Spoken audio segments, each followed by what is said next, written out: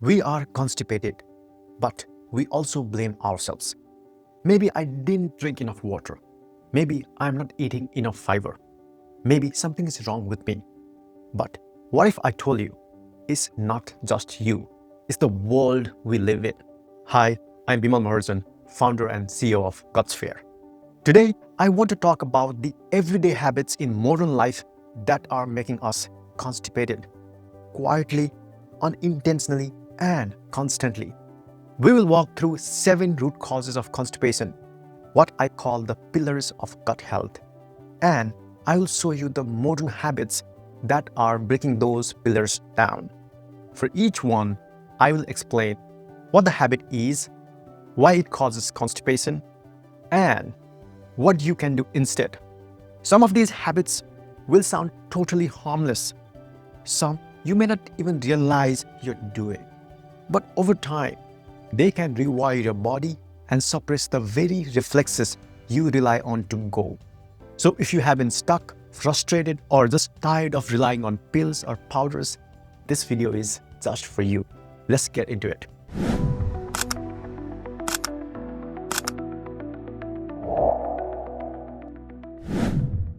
Let's start with pillar 1, daily bowel habits and behavior conditioning. Pooping isn't just about your gut, it starts in your brain. So let's start with one of the most overlooked habits of modern life, scrolling on your phone while sitting on the toilet. You sit, you scroll, you wait for something to happen. But here's the problem. Pooping is a reflex, not a conscious task. Your brain and your body need to sync up for the reflex to work properly. And when your brain is in TikTok mode, it's not in defecation coordination mode. Your pelvic floor needs to relax. Your abdominal wall needs to engage. Your nervous system needs to feel safe and focused in order to let go. But when you are distracted, you are either holding a tension without realizing it or straining in the wrong way, reinforcing the bad patterns. Here is the part nobody tells you. Your brain doesn't just remember what you do, it remembers where you do it. This is called spatial memory. So every time you sit on the toilet with your phone in your hand, you are not just waiting for your bowel movement. You are training your brain to associate that space with entertainment, not elimination. Think of it like this. Sit on the toilet plus open Instagram equal to dopamine. And sit on the toilet plus check TikTok equal to distraction. And over time, the toilet becomes a place where your brain expects mental stimulation, not gut relaxation. And the more you reinforce that loop, the harder it becomes for your body to enter the state of calm coordination. That's why this seemingly harmless habit can quietly worsen constipation, even if your diet and hydration are perfect. So what you are really doing is rewiring your toilet as a waiting room instead of restoring it as a release room. So here is what to do instead. I get it. The toilet is one of the only places where we get privacy. But try this instead. Leave the phone, sit, breathe, feel your feet on the ground, put a stool under your feet to mimic a squat, and most importantly, give your gut the attention it needs. The more mindful you are, the more your body will respond. It may feel awkward at first, but over time, you are retraining a deeply wired system. So when was the last time you pooped without your phone? Try it once this week and notice how your body feels. Now let's move on to the pillar 2, dietary quality and gut motility. You are what you eat, but also how you poop. So let's talk about food. Because most of us think constipation is a diet issue. So we add fiber, we drink green smoothies, we buy probiotic yogurt. But what if you're doing all that and still constipated? Here's the truth. It's not just what you eat, it's also how you eat and what your food is made of. So habit I'm talking about is eating ultra-processed, gut-dead food, even the healthy kind. You grab a protein bar with 12 grams of fiber on the label. You eat gluten-free cereal with added prebiotics. It sounds good. It feels healthy. But your gut knows the difference. These kinds of foods are often loaded with emulsifiers, gums, sugar alcohols, isolated fiber powders, low diversity ingredients. What they lack is just as important: real plant matter, texture, and microbiome accessible carbohydrates, the kind that actually bulk your stool, feed your gut bugs, and stimulate motility. Just because a food says gut friendly doesn't mean your colon agrees. Fiber is not one thing. Most people think fiber is fiber, but it's not.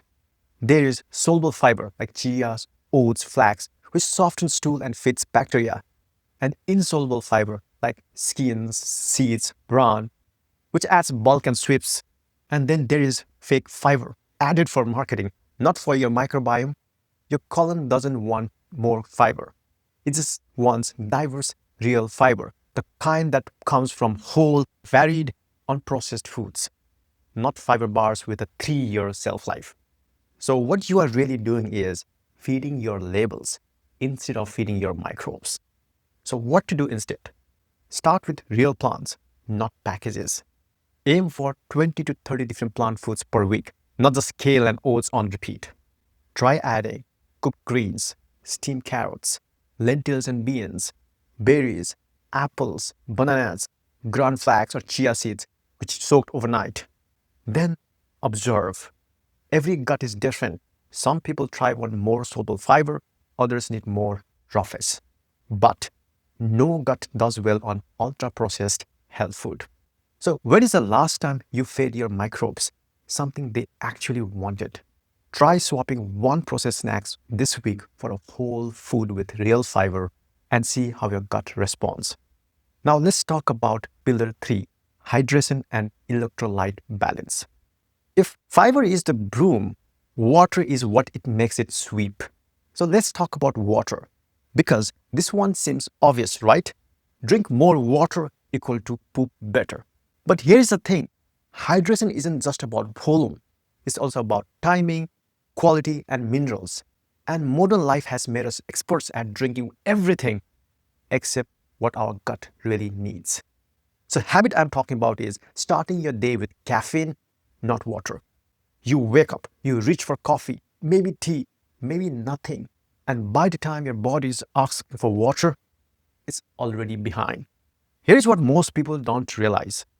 While you sleep, your body is busy reabsorbing water from the colon. So when you wake up, your stool is dry, your colon is dry, and your body is waiting for a refill. But if you go straight to coffee, which is diuretic, you are draining the tank even more. That makes your poop harder, slower, and more painful to pass, even if you are eating fiber. Water alone isn't enough.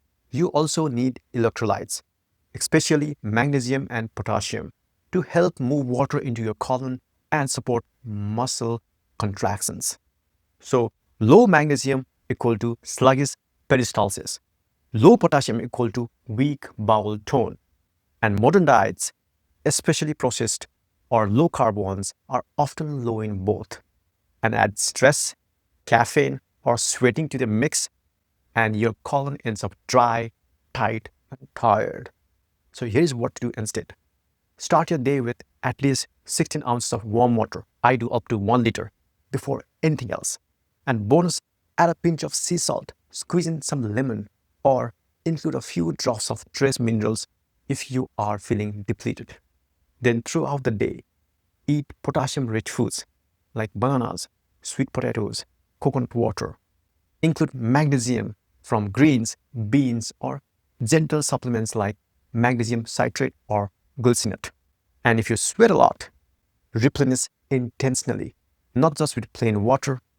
The goal isn't just to drink more, it's to help your gut absorb and move better. So what's the very first thing you drink in the morning? Try making it water this week and let your colon wake up naturally. And now let's talk about pillar 4, sleep and circadian rhythm. Your gut has a schedule, even if you don't. Most people don't realize this, but your colon is not just a tube, it's a timekeeper. And it's wired to move best at a specific time of the day, the morning. Let's look at the modern habits that silently throw off that rhythm. That habit is sleeping and waking at random times. One night you go to bed at 10, the next is 1 a.m., sleep in on weekends, you skip breakfast during the week. Sound familiar? This inconsistency might feel harmless, even normal, but to your gut, it's confusing. That's because colon has its own biological clock, just like your brain, and it relies on light, sleep, food, and movement cues to know when to activate. Miss those cues in the morning, the colon might just skip the show entirely. That's why when you sleep late, skip breakfast, or rush out the door, you don't feel the urge. It's not that your gut is broken, it just didn't get the memo. Your poop is tied to the sun. Melatonin helps you sleep, but it also influences your gut. When melatonin is off, your motility rhythms are too, and your gastrocolic reflex, the body's natural urge to poop after eating, is strongest in the first hour after waking. But if your cortisol and melatonin are all over the place, that signal gets delayed or lost completely. So modern habits like late night screen time, skipping breakfast, inconsistent wake-up times don't just mess with your mood, they mess with your poop. So what you are really doing is telling your gut, not sure when we need you. So instead of, here's your job, same time, every day. So here is what to do next. Start by anchoring your wake-up time. Even if your bedtime isn't perfect, waking at a consistent hour sends a strong signal to your gut. Then build a simple morning rhythm to support your gastrocolic reflex. I have made a video about how to poop like a clockwork. Please watch that. And expose your eyes to natural light within 30 minutes. Drink warm water as your first fluid. Eat a small breakfast, even something like soaked oats or fruit. Move your body with a 5 to 10 minute walk or stretch. Then sit on the toilet, even if you don't feel the urge right away. Think of this as training your gut like you would train a puppy. Same time, same rhythm, every day. So is your gut confused because your mornings are chaotic? What's one thing you can do this week to anchor your body clock just a little more consistently? Now let's talk about pillar 5, physical movement and circulation. Most people think pooping is all about pushing. Here is the truth. Pooping is not just about pushing. It's about releasing. And that might surprise you. Because sometimes your colon is ready, your stool is ready, but the exit door won't open. Why? Because pooping isn't just digestion, it's a motor skill. One that depends on coordination between your abdominal wall to push, your diaphragm to coordinate pressure, and your pelvic floor to relax and let go. So modern life has us sitting all day, tightening our hips, clenching our glutes, and slowly forgetting how to relax our pelvic floor. We hold tension in that area constantly. When we are anxious, stressed, working, or even just standing, then we go to poop and expect that part of the body to instantly cooperate. That's like asking someone to sprint right after sitting cross-legged for 10 hours. It doesn't work. And here is the catch. Many people push wrong too. They push from the chest, face, and throat, holding their breath, straining and turning red. That increases intrathoracic pressure, not intra-abdominal pressure, which means you're forcing blood vessels, not moving poop. There is a clinical term for this, dyssynergic defecation. It means your body is trying to push and hold at the same time, like pressing the gas and brake together. This is extremely common in people with chronic constipation, IBS-C, pelvic tension, trauma history, or simply modern posture. So that means what you are really doing is clenching without knowing, instead of coordinating your body to open, soften, and release. So here's what to do instead. Let's retrain your body gently. Use a squat tool under your feet while pooping. It straightens the anorectal angle and helps your pelvic floor relax. Practice diaphragmatic breathing, belly breathing every day. Breathe into your belly, not just your chest. Learn how to bear down properly. Inhale deep into your body. Hold, gently push down with your lower abs, not with your face. If you feel like you can't go, even when the urge is strong, consider seeing a pelvic floor therapist. They are literal superheroes for functional constipation. So, do you strain with your face or breathe into your belly when you poop? Try relaxing your pelvic floor first and let your body guide the rest. Now, let's talk about pillar 6, stress and gut-brain coordination. You can't poop if your brain won't let go. Let's talk about stress. Not the big blow kind, but the everyday mental noise most of us carry even without realizing it. And the mistake, you are not breathing properly all day long. You take shallow, rapid breaths high up in your chest. And here is the thing, you probably don't even notice it. You're thinking, typing, driving, rushing, worrying, and without even realizing it, you're either holding your breath or breathing in a short, clipped sips. It feels normal, but it's training your body to stay tense. Now imagine doing that all day and then trying to poop. Here's what's actually happening in your body. Shallow chest breathing is a symptom of sympathetic nervous system dominance. Your fight or flight mode. It raises cortisol, tightens your abdominal wall, and signals your pelvic floor to hold on because your body thinks you are in danger. And elimination, that's the last thing your body wants to do when it feels under threat. So even if your colon is full and ready, your pelvic floor stays cleansed like a locked door with no key. Over time, the pattern of breath holding and shallow breathing weakens your vagal tone, the signal from your brain to your gut that says, it's safe, you can let go now. This is how stress, even subtle chronic stress, shuts down gut motility and delays bowel movements. It's not that you don't have the urge to go, it's that your body doesn't feel safe enough to release. And here's the fix. Train your body to feel safe.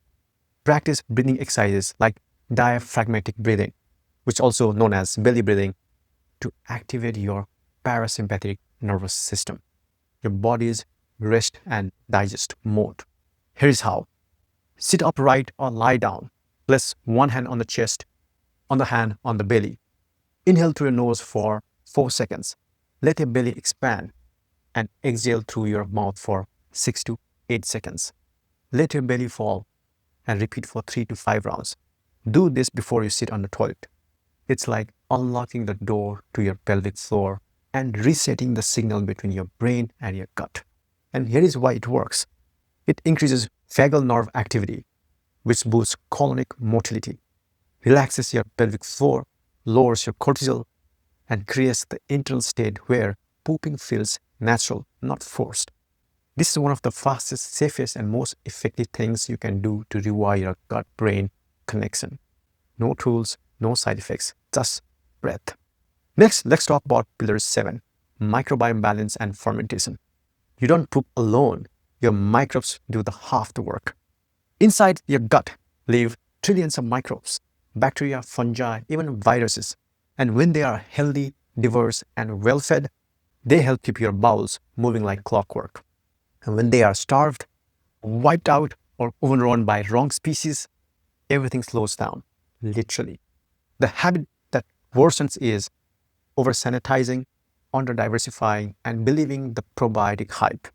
We live in a world that fears germs and sells pills to fix the gut. Hand sanitizer on every desk, antibacterial soap in every bathroom, antibiotics prescribed for viral infections.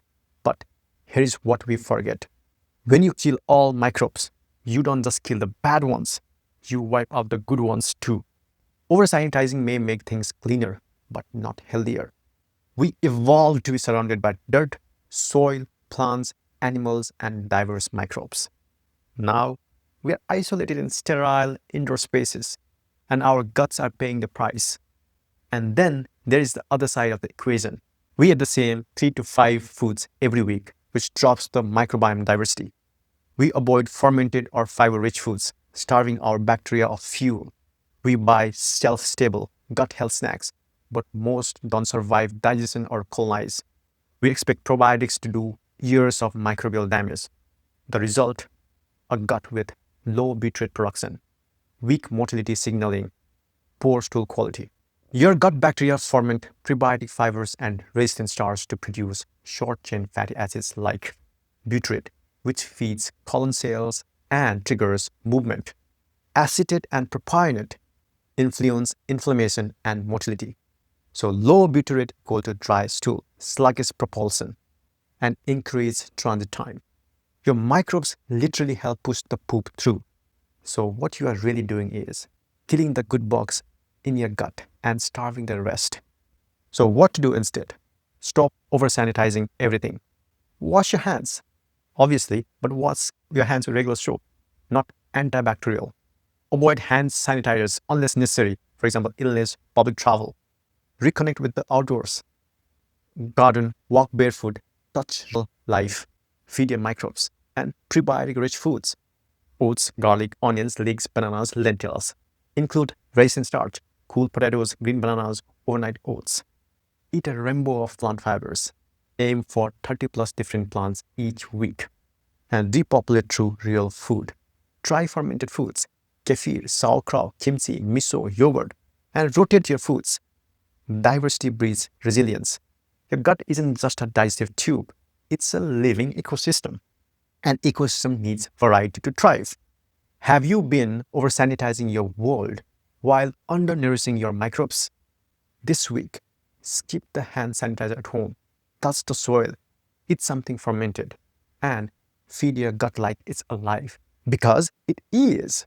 So many of us are constipated and we think it's our fault. But the truth is, modern life makes it incredibly easy to break the natural rhythm of our gut. Don't try to fix everything at once. Just pick one pillar: hydration, rhythm, posture, poop timing, and start there. Because when you give your gut what it needs, it starts talking back, it starts healing, and it starts moving. If this helped, subscribe for more science-backed, stigma-free gut health guidance. And check out the Gutsphere app for tools to support your habits, track your poop, and help you feel like yourself again.